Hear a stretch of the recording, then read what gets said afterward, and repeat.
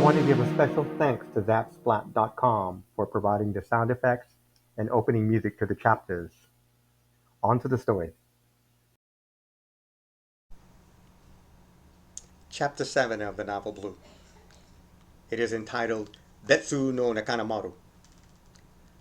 On the morning of the 13th, it became clear that the JCG had nothing to detain the crew of the Sea Dancer any longer, so we were released to go home. By then, news of the mysterious sinking had already reached Hokkaido. The front page headline of the Hokkaido Shimbun read, Betsu no Nakanamaru, which translated another Mikado Maru, sinking of course. Within 48 hours, it had become an international incident. Local coverage by the Oregonian and the Portland Tribune would be expected. Anderson Cooper talking about it was a different matter altogether. That said, Tim and I were relieved to see the unwavering respect that the crew had for their captain. It was fair to say that they honestly loved him. By the time the Sea Dancer had returned to port in Coos Bay, Oregon on the morning of July 8th, the Coast Guard investigative services were aware and waiting for us. In fact, by request of the government of Japan, the United States State Department of Justice, via the State Department, had dispatched Lieutenant Commander Sean Ledig to begin the investigation. He and his ensign, Shelley Griffiths, were an imposing duo on the docks, if I do say so myself. They wasted no time in getting to the point. Captain Cummins, anticipating this, presented himself squarely for this preliminary dressing down.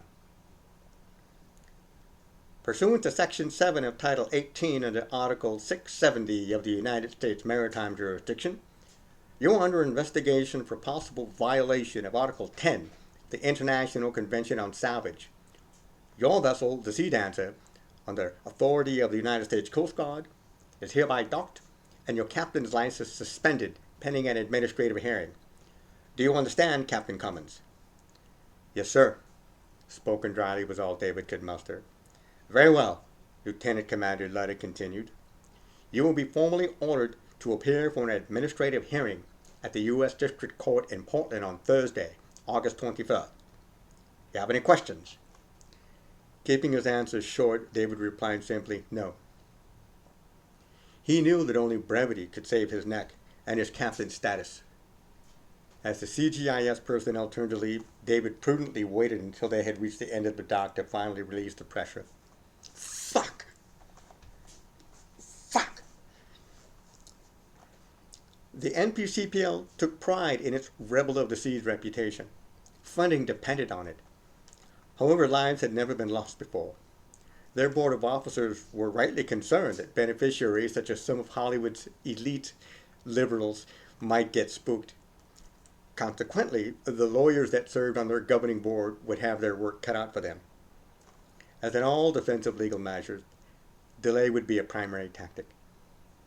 Straight from the docks, we all headed straight to the offices of NPCPL in downtown Portland.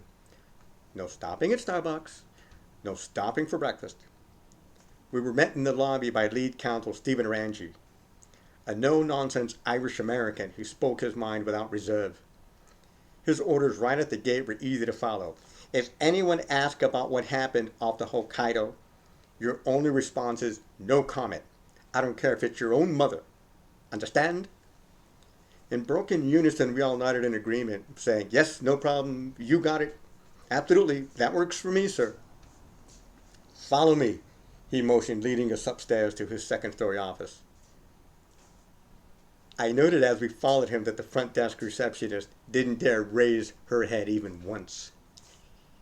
Yikes.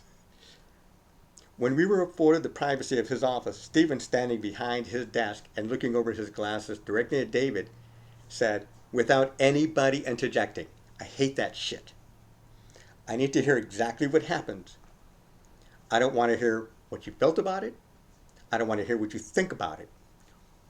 Pointing a finger of authority at the crew, he emphasized, that is my job. David, starting with the morning of July 12th, give me a chronology of the day.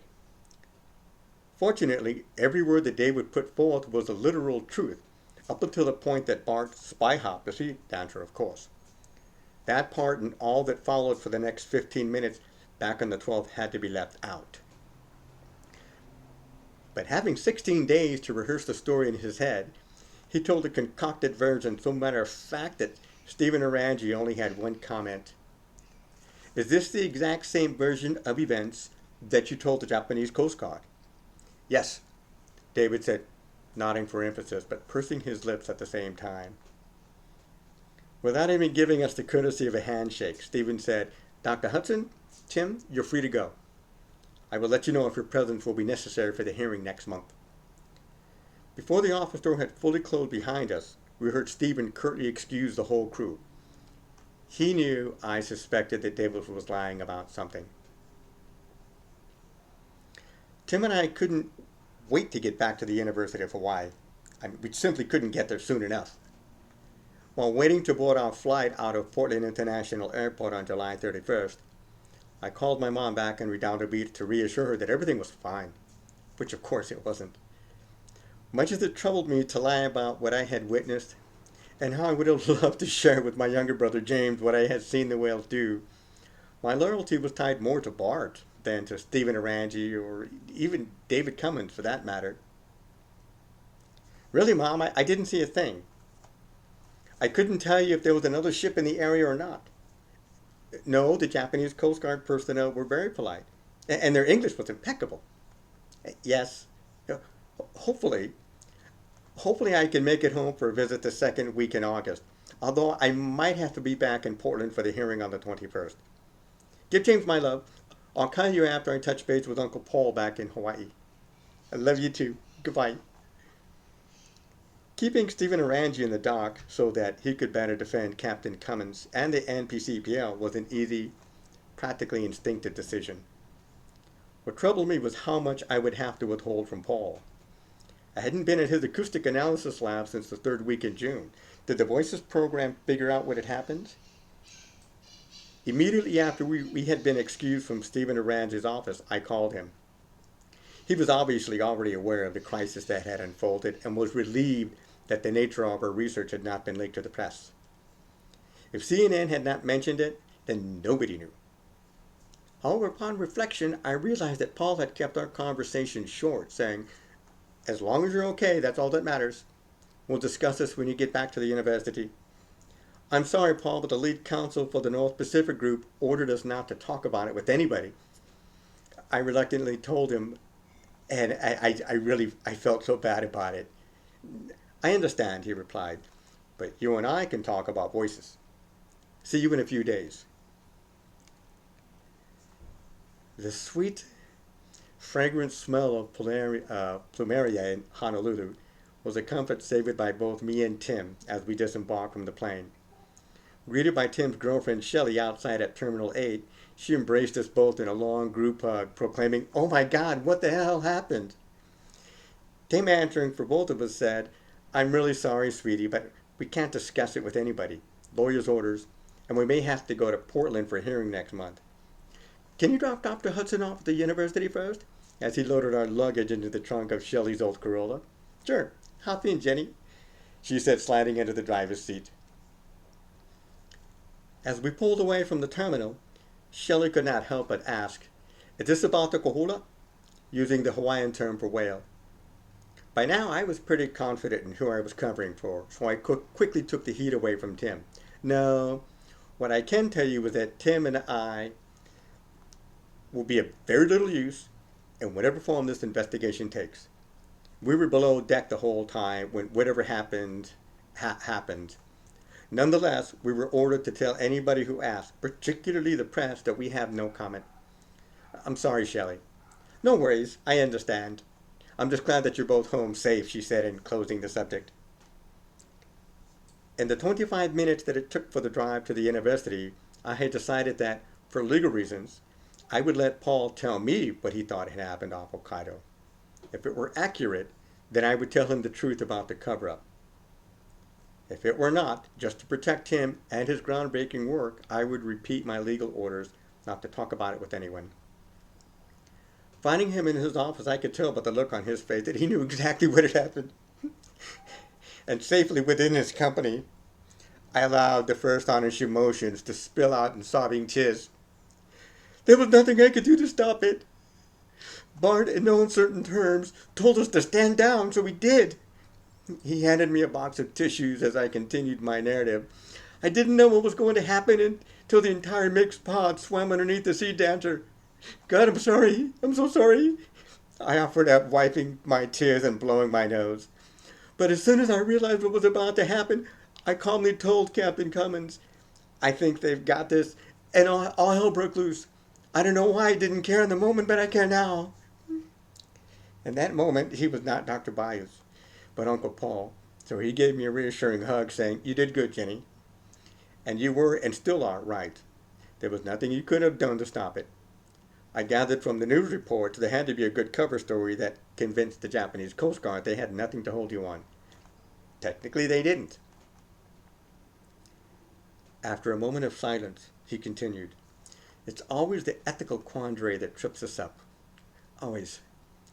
What I saw from all 5 tags, according to the depth of dive data, was a ballet. It was truly magnificent. But what I heard on the H1s rocked me to my core. The whales had stopped communicating with each other after Bart gave a short 14 hertz burst, which we know means now. For the next 15 minutes or so, there was no communication, just this dance of whales. However, there was a peculiar sound that the voices could not recognize, a sort of shh. I first heard it from the H1 at V5, and then the 3 other sperm whales next to him. When the sound of the whalers' engines was cancelled out, I figured out what it was. It was the sound of a sperm whale head sliding off the hull of a ship. What followed was the same sound being made by the H1 on B4. Looking into my eyes, with a sense of relief, he confided, My heart sunk for a moment because I did not know if that was the hull of the sea dancer or not. After a pause of several seconds, which allowed us to gather our thoughts and me to regain my composure, he had a favor to ask. Jenny, I have a very difficult request. After the attack, the whales started heading east, I think back towards the Chautauqua Seamount.